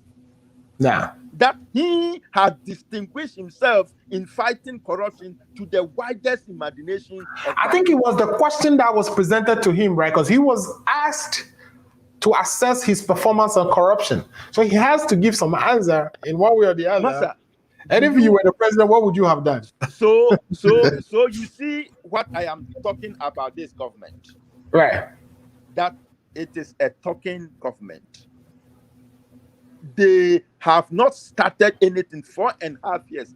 They have not started anything and finished it completely. And when you ask them a question, instead of... I think we lost your sound. Did I mute myself? Yes, but go ahead. We can hear you now. Okay. Yeah, somebody called me and I'll just turn it there. Right. So you see, Master, they cannot bring this 170 million euros to Ghana and get nothing accomplished. You mark it. 2024, call me back onto this show and let's assess this 1 million euros. 170 million euros. Right. Call me back into the show in 2024 and let's assess how far this one. I think we lost your sound again. Has been used. Okay. Okay, we can hear you. Yeah, when somebody is calling me, then it does that. Right. Now, this Nana Akufo-Addo government, as somebody wrote, they need to be out of office before December 2024 by popular uprising. No, we know that will not happen. We are not advocating for that. This is the Ghana agenda. We definitely want to maintain a peaceful country, so we will not advocate for that. But if Nana Akufo-Addo and his administration do not leave the country, there will not be peace in Ghana. Right.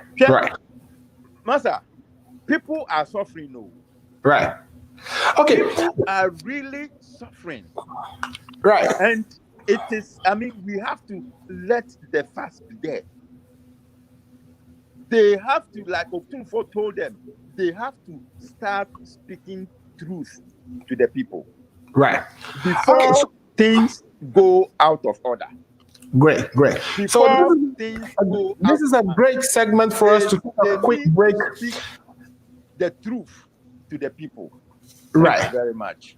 So what Dr. Lawrence is saying is that let's speak to truth to power, but also we want to kind of, be clear on this show that, of course, we believe in true democracy and we believe that we will share our opinions as citizens and not be spectators, as the president advocate asks us to do, and that come 2024, we expect that the Ghanaians would go and exercise their franchise and decide on who leads them going forward, but nothing about getting rid of the president before his term is over.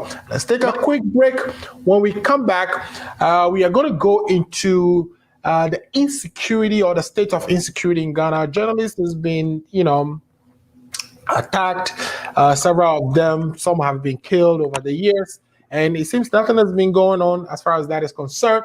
We know that, if you're a journalist right now, you are, got to be careful, watch out for yourself, that you don't know when you'll be adopted, beaten, or etc., etc. It seems the government is covering for the security personnel who are involved in this impunity or these activities. So we'll talk about that, but let's take a quick break. We'll be right back to continue our conversation. Tell a friend to tell a friend. The Ghana Agenda is on, and if you haven't already done so, please share. Hey, this your girl coming all the way from the US of A, yeah, baby, aka ya Bantam. And me di feel a buzzing pan and to see one bridge with the money how Ghana mat ada romantic. What's me sending provisions? Esa sutra credit Emma Ebusuya phone and the form one Ghana. And one is www.ghanamat.com. Then they would say, boy, a sharp connection. www.ghanamat.com. Let's provisions in credit. Na I have friend numbers na screen Ghana Mat ye crano. All right, welcome back to the Ghana Agenda. Please go to Ghana Mat if you are in the United States and you need to have shopping done. You'll be able to buy provisions on the website and have it delivered to your loved ones back home in Ghana. And of course, they'll be happy and grateful for you doing so. So Ghana Mat is your number one place to go and shop for your family in the comfort of your home and have it delivered to your loved ones back home in Ghana. Try it. I've tried it and I love it. I want to play a quick video here of a journalist who was attacked, and he was kind enough to share some of his experience. So let's watch what he has to say, and then when we come back on the other end, we would discuss. So here he goes. Matter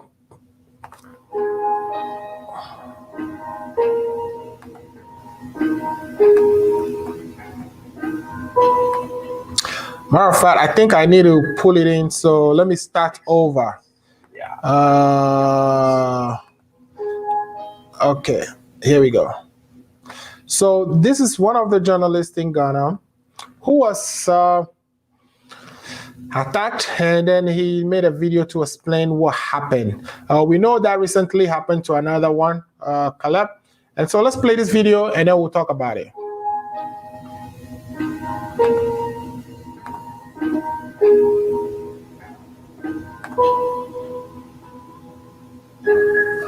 They beat me with sticks, with their hands, with their boots, with the bats of the gun. They hit my head multiple times. It came out that I had a fracture in my skull.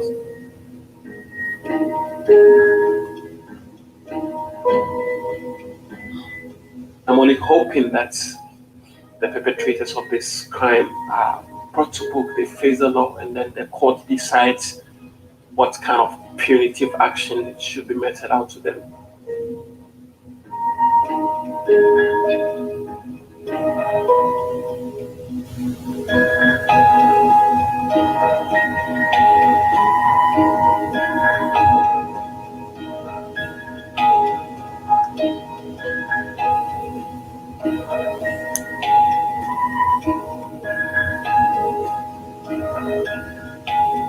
We are all demanding justice and respect for press freedom.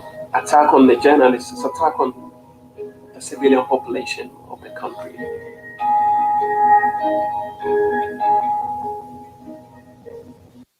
All right. So you've seen the journalist um talking about the fact that he was attacked, hit in the head with gun, had fractured. His head was fractured. We know the Ahmed Swale story where he was shot. Until today, the perpetrators haven't been brought to book. You hear Kennedy Japan say that the government knows who the perpetrators are. The police know who the perpetrators are. And at the same time, these perpetrators seem to be shielded in one way or the other, or for whatever reason, they are not being brought up. Recently, we know a City FM journalist, Caleb Kuda, had gone to take some pictures of vehicles that were left to rot on a national security compound. And even while he was doing that he was also arrested, beaten, and names came up of security members of the security force who were involved in abusing Mr. Caleb. Then we saw a letter, a press release from the Minister of National Security that an investigation has been conducted and those security forces will now be let go to their mother institutions or to the military outfit to which they belong for further investigation and perhaps punishment to be meted out to them. And so we are confused. These individuals have been security officers who were assigned to the national security outfits. If they are found to be in violation of the laws of the country and an investigation has been conducted, should the remedy be that they are just transferred to their mother institution, or should it be that they are handed to the law enforcement, in other words, to the police, to be prosecuted and punished for the law that they violated? I know in the United States here, if you are in the military and you are found in violation of any law of the country, they actually have the Uniform Code of Military Justice, which deals with you first. So you get to go to a captain's mast if you were in the Navy, or you get to go to, I think they call it something else in the Army.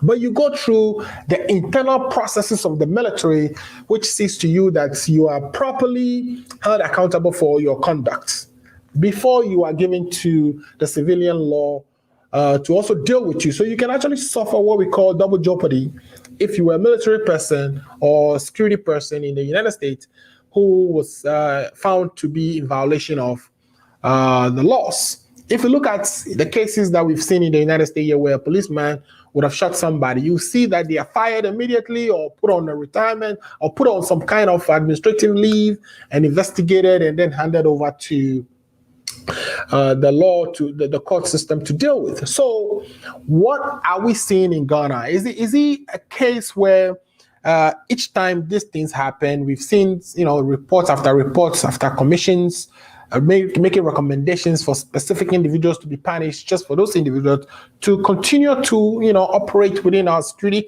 apparatus? So what are we seeing? Is it that the government is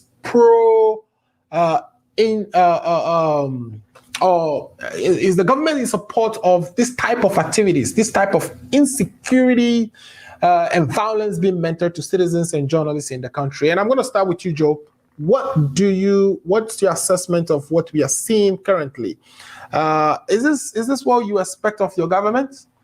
And Alfred, thank you. And as your show name is Ghana Agenda, what will move Ghana forward? Yeah. And for me, and personally, I do not want any journalist to go through that experience. It's something that you and I, where we are in this country, especially the FBI and the CIA, which their agents are extremely professional. It's very hard, even upon all the mix of police officers and harassing people of color. You will never see FBI officer or CIA officer misconducting themselves in public. It's very real in this country that we live in.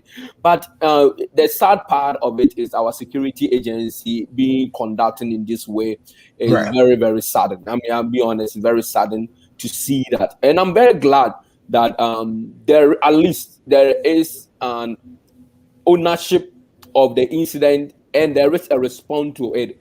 The level of response might not be what maybe it might be entice us because of the agency they are part of it, and the assignment they were given on the national security level. So the appropriate way to get them being punished or being further investigated and dealt with probably is their parent, which is the parent agency that deployed them on that assignment, which is fine. But you see, Caleb's situation is very sad. I know there have been several views on it, but you don't, regardless, you see, I'm saying that two wrongs that cannot make it right. But who are the two? Okay, go ahead. Yeah, the Caleb situation, the City FM journalist. So he was not authorized in taking that video on the premise of the security zone, which was restricted zone. Okay, and two, he was not on an assignment from City FM even for that broadcast activity. So, and I thought that was based on he was doing an investigative journalism. He found these vehicles were there and they are getting rotten. These are vehicles that we bought with the state money. And they were sitting there, not distributed for years. He published a story about those vehicles, and somebody, reached out to him from National Security and said, "Hey, these vehicles has been distributed. Retract your story," which he did. He retracted the story and apologized. But the part of him, that investigative journalistic instinct of him, kind of compelled him to go back and check for himself, which is the right thing to do. All right. And he's doing it in the interest of all of us. We would want to know whether our money that has been spent in buying these vehicles has, and that the vehicles are being properly used. So he got there, did something as simple as take pictures of a vehicle. I mean, he shouldn't be beaten for that. He shouldn't be molested for that. No. You see, so I think there's two things. Is the story, we are not disputing the story Caleb took. See, the process, I think that's where probably the miscommunication. This was on account of Bernard, the City FM guy. He was not on a formal assignment. He was on a security zone, which were not permitted for those videos. But for investigative purpose, we all want that to be exposed. It's okay, what has gone wrong? Someone have to be accountable to it. Someone have to respond to that investigation that was done. But here is the case, it took a different dive on that. And I think the treatment to the journalists was not uncalled for. Even the response to City FM premises was uncalled for. See, these are the things that we do not want to project. And my government is, and I think that's what there was. So you're saying you are disappointed in your government? Is that what you're saying? Disappointed of how national security conducted itself. See, very disappointed on that. When the national security conducted itself when handling that incident. See, you should not create. See, we were in the middle of, and I know Dr. Lawrence fixed the country where you are getting the journalists to be able to see what Ghana. I think at that time Ghana was going through a lot. We have Galamsey and the military on the ground doing this. We have faced the country people also coming up. We have so much pieces was adding up, and here is the sudden we have a journalist being harassed on. And the issue of journalists being harassed.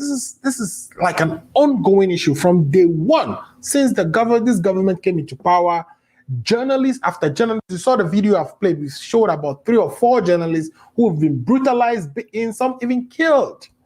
So it is a pattern. It's no longer a one-offs incidents where we say one journalist was molested by national security person here. It is becoming a pattern, and it is becoming indicative of this government. It's like this government is intolerant, and they will do everything to silence the people, and they are doing it by even killing journalists, and that is not.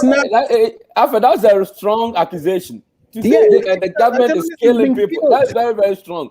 Yeah, a journalist has been killed, and we've had 7 years. Why do you say that the government have killed a journalist? That is a strong allegation there. Well, let me retract that.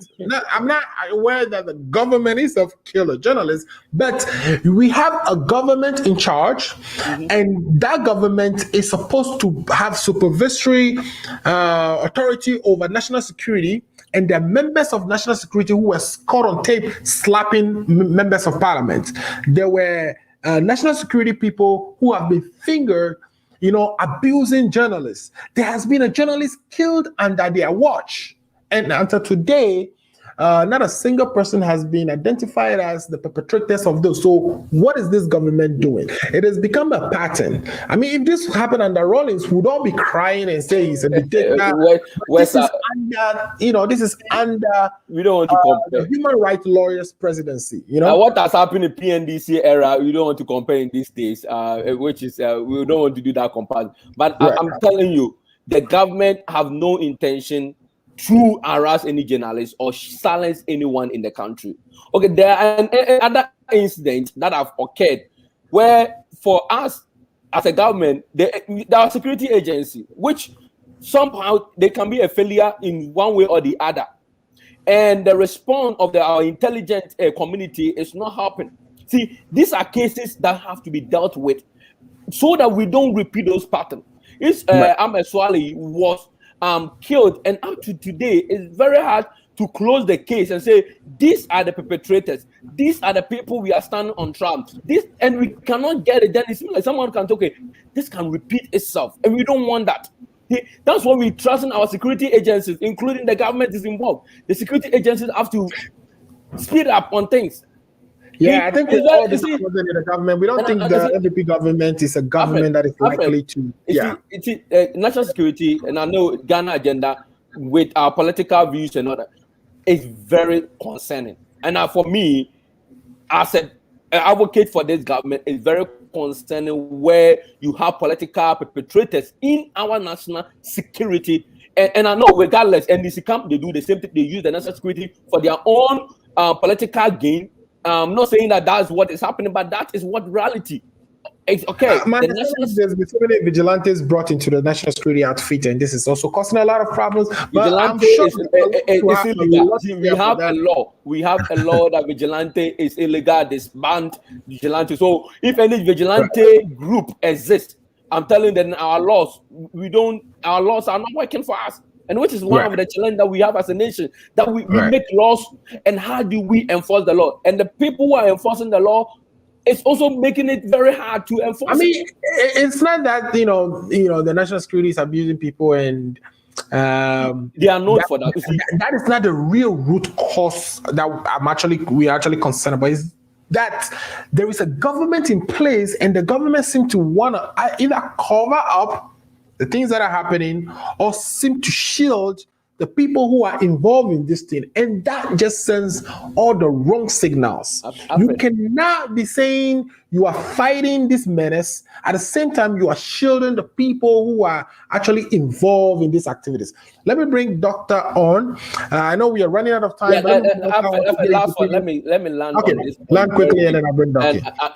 I want the viewers to know that Akufo-Addo government is a government that we listen to Ghanaians. See, we have never shut any group down. See, face the country, we took their petition, we bring them on board. The government is a listening government. When things pop up, the government is on the ground. Especially, you didn't have any choice. What would you have done? Would you have? I don't think the government had a choice in whether they actually take the petition of the Fix the Nation or not. No. See, we have to be realistic. It has to be realistic. If it was Muhammad was in government, it was NDC in government. Something has to be fixed in Ghana, regardless. That's why we were voted for. So we have to do something. But when you put some ridiculous and unattainable fixed agenda, it makes it very hard to have a dialogue like, okay, this has to be fixed overnight. No, we are building a nation.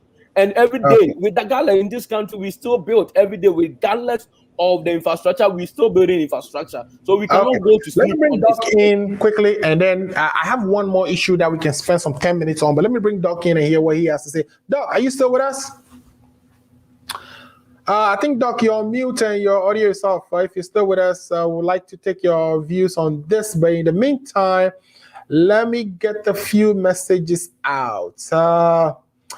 Ibrahim, we can convince is gonna make MPP administrations. Okay, now, all right. Ibrahim here says, is it possible the president was given an extra money to build a development bank or higher branches aside the $170? So, clarification later. So, has the president received more than $170 million? And yes, so the president got $250 million from the World Bank, and then 170 million pounds from the European Investment Bank, and there are other facilities or loans that they've also undertaken from various institutions. So far together, we are aware that the government has accumulated $500 million. Remember, this whole development bank is part of the Obantampa program that the government is embarking on, and the tap for that program is going to be $100 billion. So let's keep that in mind. So Ibrahim again says that Mr. Jinapur says he needs $3 million to reclaim the lands by the Galamseyers, while we need money to buy COVID-19 vaccines. Can we stop politicizing everything in Ghana and think? Okay, great. So yeah, I was listening to Jinapur the other day. He had the helicopter, and went around and took pictures of some of the Galamsey grave sites, I call them, or pits, that has been dug all across the country by people who are illegally mining gold out of our land. But I was quite disappointed in some of the things he says too. And I'm going to play a video that shows some of that. Now, what he says, because he says things like he has not renewed any licenses so far, but a journalist was able to put to him that a license was renewed to one of the organizations in 2020. Even after he was confirmed as the minister, he says, it was done by the Land Commission.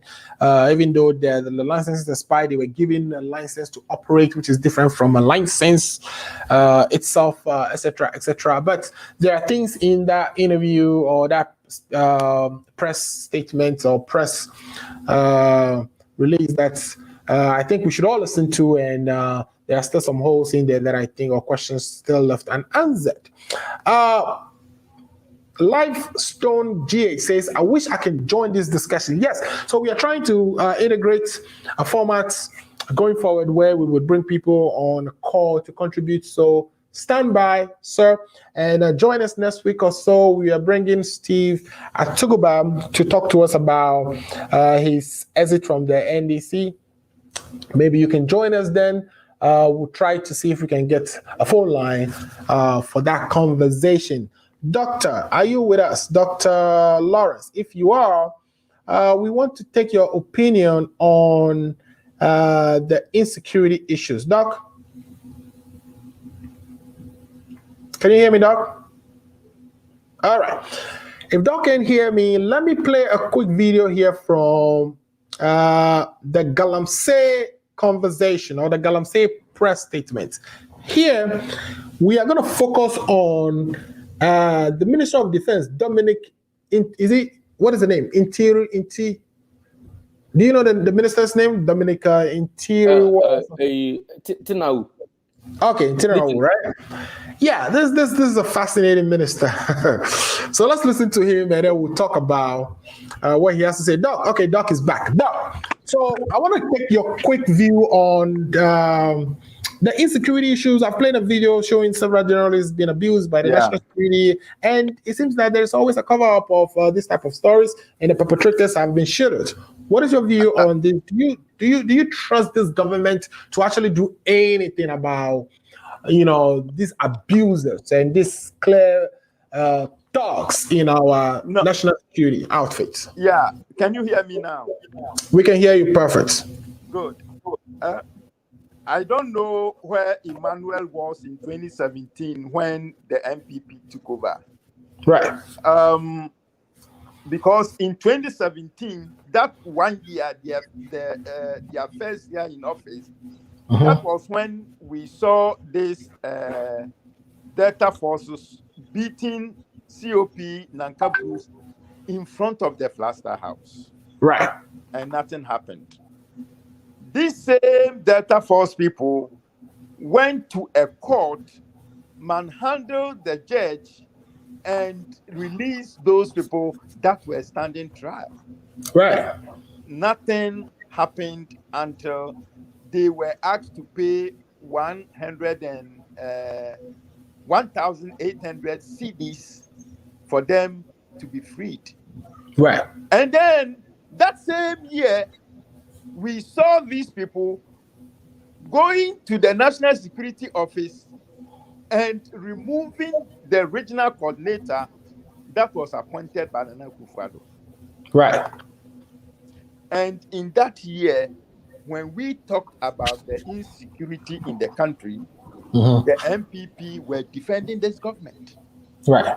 This is why I wanted to know where Emmanuel was in 2017 when they took power. I wanted to know if he also defended the government at that time. Right. Now, Emmanuel, if you defended the government at that time, you see how you are struggling to defend the government today. You see, we told you people so that this Nana Akufo-Addo government cannot protect Ghanaians. And when we were telling you this in 2017, some of you insulted us and told us we are naysayers. We didn't know what we were doing. Akufo-Addo is that. Akufo-Addo is a human rights guy. Akufo-Addo is a no-nonsense man. That was the defense you guys were giving us. Now you see how difficult you are.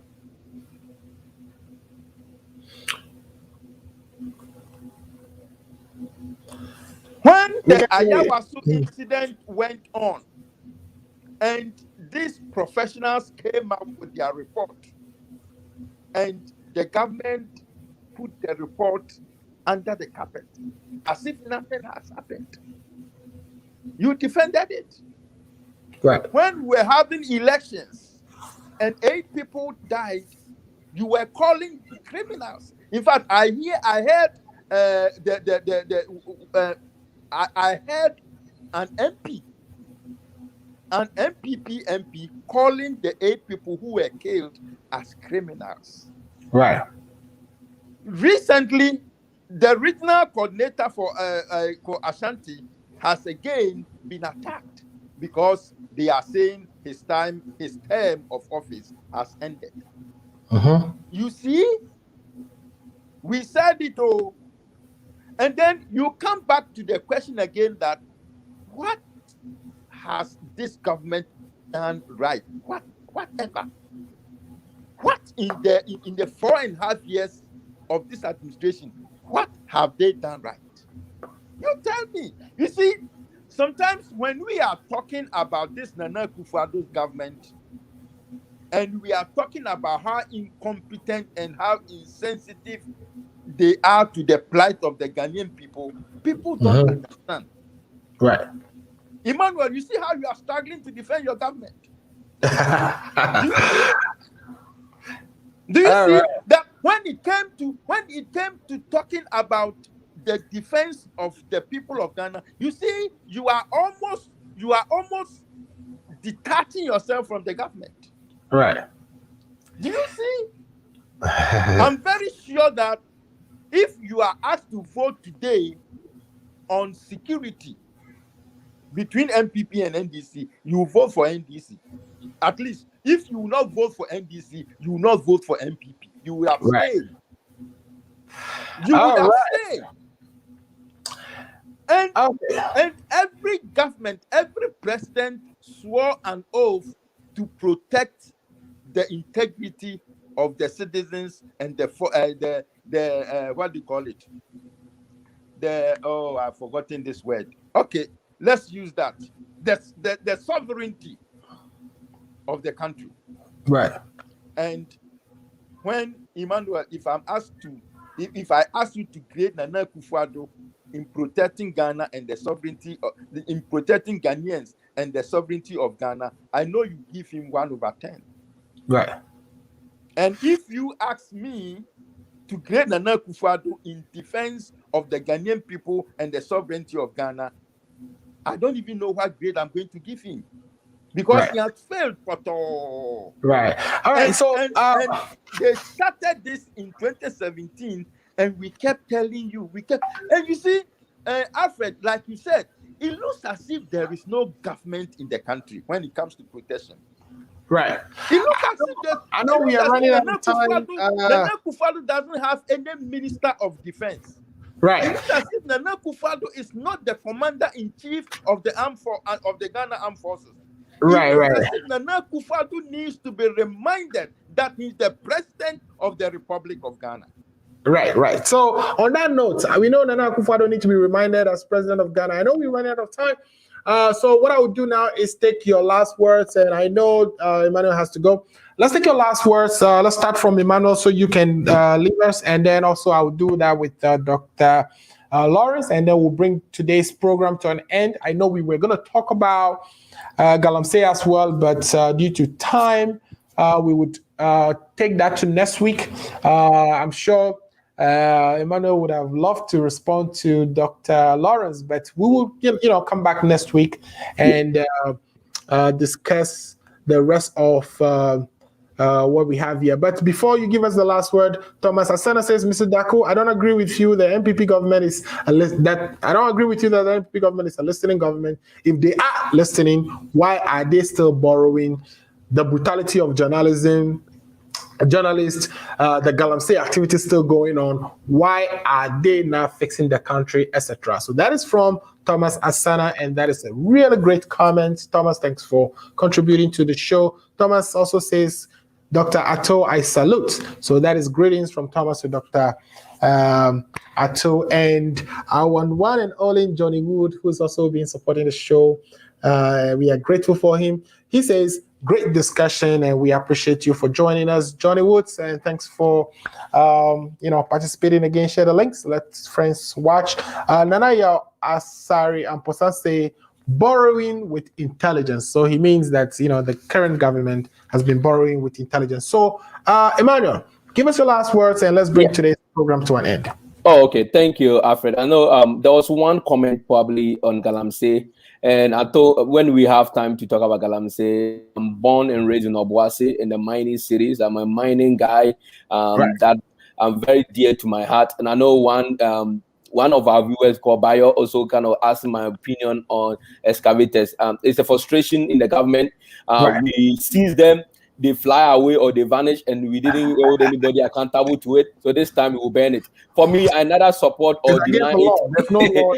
And for me, it's just one of the frustration as a government when you are dealing with Ghana. Period. Frustration to do with trying to do the right thing and it's not working for you. And when you have your presidency online and people are not doing what you expect them to do, then you attend to certain things that you might. And Ghanaians will talk. So regardless, so we have to do something to get rid of this activity. But I want to assure our viewers, Nana Akufo-Addo and Dr. Mahmoud Bawumia, did we have a plan? See, NDC people have criticized our government with no alternative proposal on what the government agenda is. And that's what I find very interesting. They will say yes, they will say it will never work. Even the new bank, they are very opponent against it, that it will not work, it will turn into something else, money for the boys. But what have they done, or what can they show off? Like, what is the alternative for Ghanaians? And that's where I'm very, very interested to know what the NDC alternative plan for Ghanaians, because 2024 it will be NDC MPP on the ballot. Tell us what you would have done as opposition leader.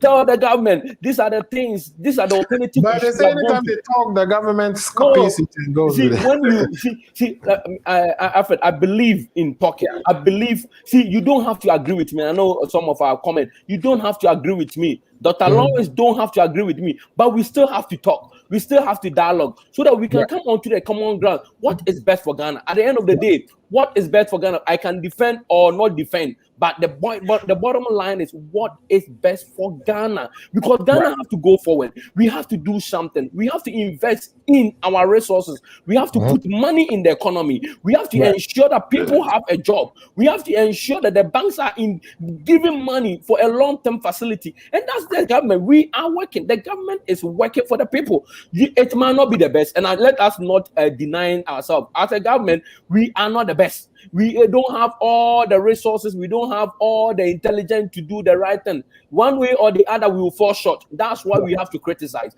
That's why the journalists have to come on board. Tell the government this is what you are doing wrong. I don't support, and I believe the government does not support any intimidating and harassing journalists. We don't support that. We want them to help us. For people to break the 8, Alfred, I'm telling you, we need everyone to criticize us, include the NDC people. They have to criticize us so that we get our act together, so that 2024 we get a seat back again, because we are going to do it, and we need their help. The more they criticize, the more we will fix the country. The country will be fixed, but it will not be overnight. We have to be reasonable on things that need to be done today, things that have to be done tomorrow, and things that have to be done the next day. So I thank you for the opportunity. Mr. Lawrence, I salute you. You are one of my daddies, so I will salute you. And we might share different opinions or different colors, but at the end of the day, we are all Ghanaians, and we want the Ghana best interest to go forward. And Alfred, thank you so much, and our listeners and our viewers, we appreciate the great work that you are doing. You can hear my baby crying, so kind of have some family commitment to come and do. So we salute everyone, and I'll look forward for the next discussion that we have. All right, thank you so much, Emmanuel, and my greetings to the family. And tell them we appreciate them giving you the opportunity to join us.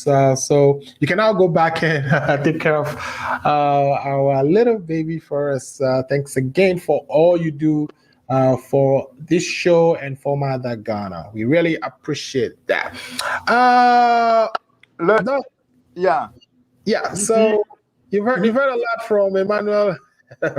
What do you say in your closing and in response to Emmanuel was talking about NDC's alternative. Right. You see, there was a government of NDC in 2016. Yeah. And MPP said they were going to give us a better alternative. And Ghanaians listened to that statement they were making, and Ghanaians gave them the mandate. Now they came and they are doing worse than what we were doing in 2016. So if you are asking NDC for an alternative, you just have to go back.